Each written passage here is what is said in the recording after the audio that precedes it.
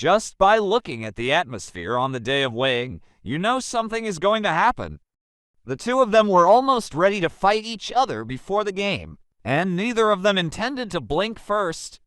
One is the naked fist queen who attacks the world barefoot, and the other is a tough character from Canada. Furia is known for her ruthlessness, poison, and courage to fight, with only one goal: to make her opponents bleed. And what about Jade? She doesn't believe in evil and vows to let this most ruthless naked fist woman know what true toughness is. As soon as the opening bell rang, the two of them opened fire without probing, only gunpowder.